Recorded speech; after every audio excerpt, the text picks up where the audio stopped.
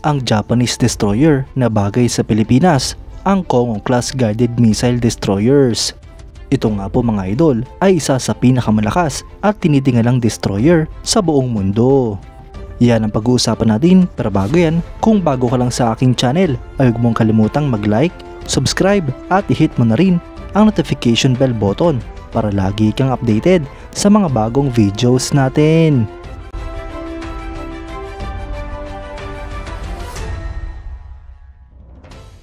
Ang Kongo-class mga idol ay isang guided missile destroyers ng Japan Maritime Self-Defense Force na equipped ng Aegis Combat System.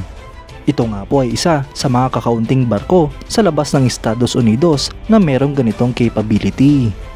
Alinsunod nga po sa naging desisyon noong December 2003, ang Japan ay nagkaroon ng upgrade sa kanilang Kongo-class destroyers ng Aegis Ballistic Missile Defense System. Ang pag-upgrade nga pong ito mga idol ay kinapapalooban ng series ng installations at flight test na naganap noong 2007 hanggang 2010. Ang mga barko nga pong ito ay ang kauna-unahang barko na nagkaroon ng ballistic missile defense upgrade. Ang Kongo-class destroyer mga idol ay ginawa noong 1990 hanggang 1998. Apat nga po na kompleto ng ganitong barko at lahat nga po ito ay aktibo sa serbisyo. Ito nga po ay may displacement na 7,250 tons kapag standard at 9,500 tons naman kapag full load. May haba nga po itong 161 meters, beam na 21 meters at draft na 6.2 meters. Ang propulsion nga po nito ay apat na General Electric LM2500 30 gas turbines. At meron nga rin po itong dalawang shafts na nagpo-produce ng 100,000 horsepower. Ang maximum speed nga po nito mga idol ay 30 knots. May range nga po itong 4,500 nautical miles at may complement na 300.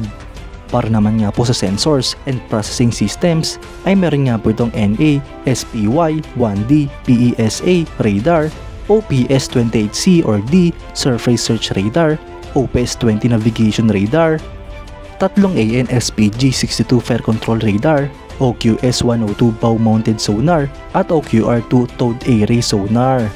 Ang electronic warfare and decoys naman nito mga idol ay isang NOLQ 2ECM intercept and jammer, apat na Mark 36 SRBOC chaff and decoy launching system at Type 4 towed anti-torpedo decoy.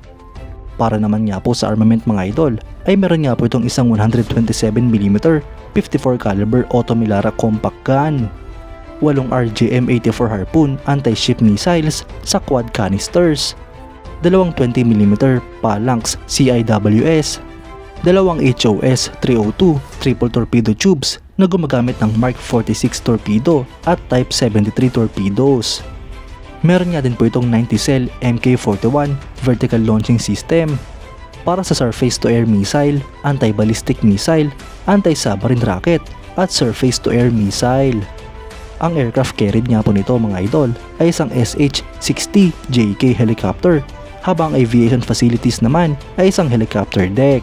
Ang unang barko nga po sa class na ito mga idol ay may pennant number na DDG-173, may pangalang Kongo, nilaid down noong May 8, 1990, nilaunch noong September 28, 1991 at kinumisyon noong March 25, 1993.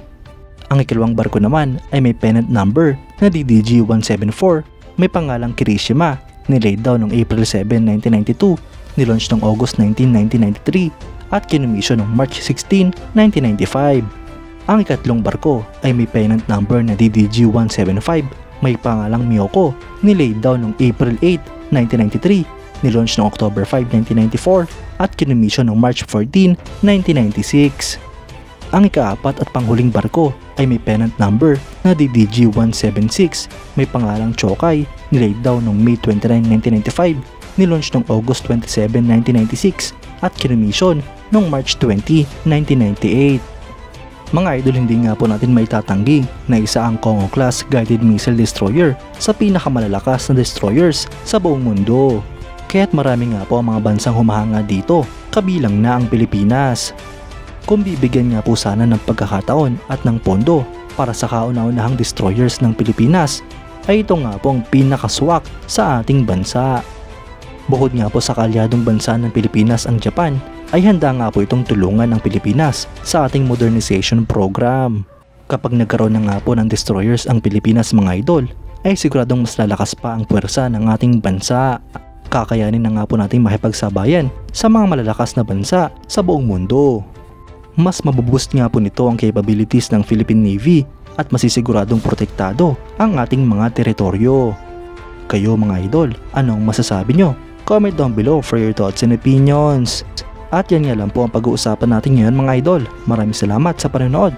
Huwag nyo rin kalimutang mag-like at subscribe bilang suporta sa ating channel. Mabuhay kayo mga idol!